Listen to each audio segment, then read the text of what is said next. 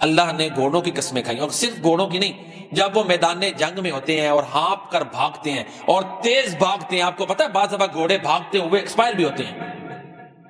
اتنی تیز بھاگتے ہیں کہ ان کی چنگاریاں نکلتی ہیں، آگے وہ نہیں دیکھ رہے کہ تیر ان پہ بھی لگ رہے ہیں، تلواریں ان پہ بھی لگ رہی ہیں، دنیا کا جو ان کا آقا ہے، جو ان کو کھانا کھلاتا ہے، جو صرف ان کے معاش کے انتظام کرتا ہے یا کبھی مالش وغیرہ جس نے ان کو رہائش دی ہے، اس کے کہنے پہ گھوڑے اپنا سب کچھ قربان کرتے ہیں۔ تو اس مثال سے یہ بات آج کے انسان کو اتنی سمجھ نہیں آنی جتنی عربوں کو آنی تھی، کہ جن کا اس وقت کا سب سے بڑا جو کہہ لیں سورس تھا، لڑائیوں کا ذریعہ تھا، سفر کا ذریعہ تھا، وہ گھوڑے تھے۔ جتنی بات عربوں کو سمجھ آئی، جو گھوڑوں سے بڑی محبت کرتے تھے، ہمیں نہیں آنی۔ آج تو ہم یہ سواریوں پہ سفر کرتے ہیں، ہوائی جہاز ہیں، یہ دوسری سواریاں ہیں، ان کی تو سب سے بہترین سواری گھوڑا تھی، بہترین ہتھیار گھوڑا تھا، ان کے ذریعے وہ لڑتے تھے۔ تو اللہ نے ان کی طرف توجہ دلا کے یہ آر دلائی ہے، احساس دلایا ہے کہ یہ دیکھو، یہ میری پیدا کی ہوئی چیزیں، سارے اناج، ہر چیز اللہ نے پیدا کی، صرف تم ان کو دیتے ہو تو تمہارے لیے جان قربان کر دیتے ہیں، اور لیکن تم ہو کہ نعمتیں کھا کے